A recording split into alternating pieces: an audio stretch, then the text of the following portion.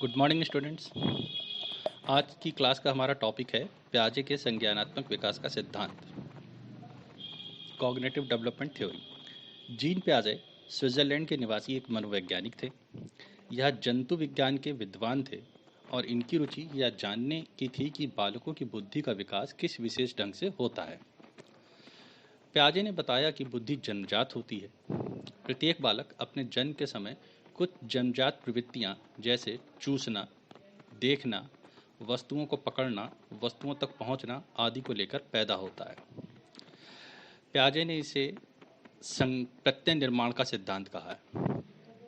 प्याजे ने क्रमिक विकास और संज्ञानात्मक विकास की 4 अवस्थाओं को बताया है, जिसकी पहली अवस्था है इंद्रिय जनित गामक अवस्था या संवेदी पेशीय अवस्था।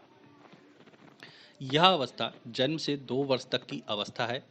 इस अवस्था में बालक की मानसिक क्रियाएं उसकी इंद्रिय जनित गामक क्रियाओं के रूप में संपन्न होती हैं। यदि बच्चे को भूख लगती है तो वह रो रो कर व्यक्त करते हैं। यदि वह किसी वस्तु को लेना चाहते हैं तो उसकी ओर संकेत करके मांगने की कोशिश करता है। उसे जो भी कहना है और समझाना है इंद्रियों द्वारा संकेत करके या गामक अभिव्यक्ति द्वारा व्यक्त करता है। इसलिए इसे इंद्रिय जनित अवस्था भी कहते हैं। ज्ञानेंद्रियों की सहायता से बच्चा वस्तुओं, ध्वनियों, रसों, गंधों आदि का अनुभव प्राप्त करता है। बच्चे की इन सभी क्रियाओं को सहज क्रिया या सहज क्रियाएं या सहज सीमा भी कहा जाता है। दूसरी अवस्था है पूर्व संक्रियात्मक अवस्था। इस अवस्था का समय 2 से 7 वर्ष तक होता है। इस अवस्था को 2 उप अवस्थाओं में विभाजित किया है। पूर्व संक्रियात्मक अवस्था, दूसरी है अंतर्देशीय अवस्था। पूर्व संक्रियात्मक अवस्था, यह इस अवस्था की अवधि 2 से 4 वर्ष तक की होती है। बच्चे अपने विचार को सही मानते हैं। बच्चे प्रायः अनुकरण एवं खेल द्वारा सीखते हैं। इस अवस्था में बच्चे अपने आसपास की वस्तुओं और प्राणियों में वस्तुओं तथा शब्दों में संबंध स्थापित करना शुरू कर देते हैं।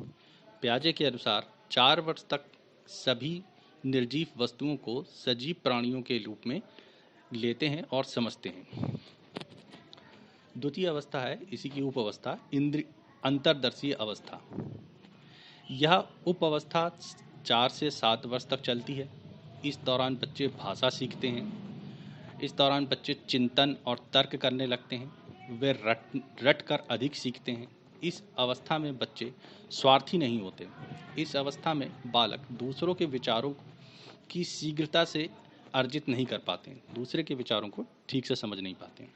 तीसरी अवस्था है मूर्त संक्रियात्मक अवस्था, कॉन्क्रीट ऑपरेशनल स्टेज। इस अवस्था का समय काल 7 से 11 वर्ष तक होता है। इस अवस्था में बालक वस्तुओं की पहचान करता है और उसमें विभेद भी करने लगता है। इसके अतिरिक्त बालक में और भी मानसिक विकास होता है।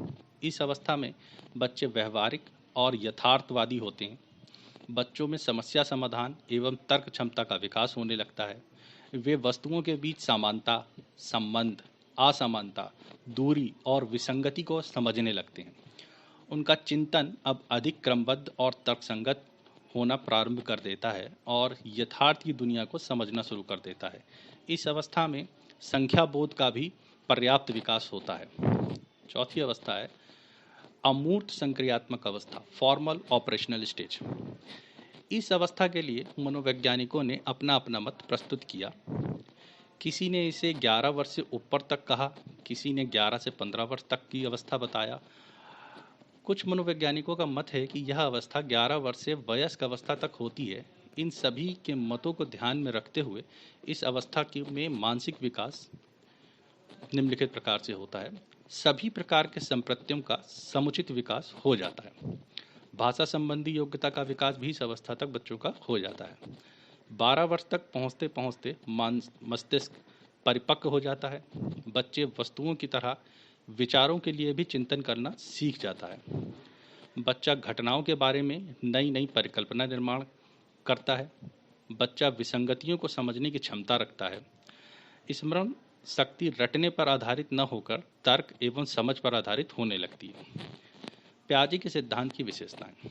पियाजे के सिद्धांत की निम्नलिखित विशेषताएं।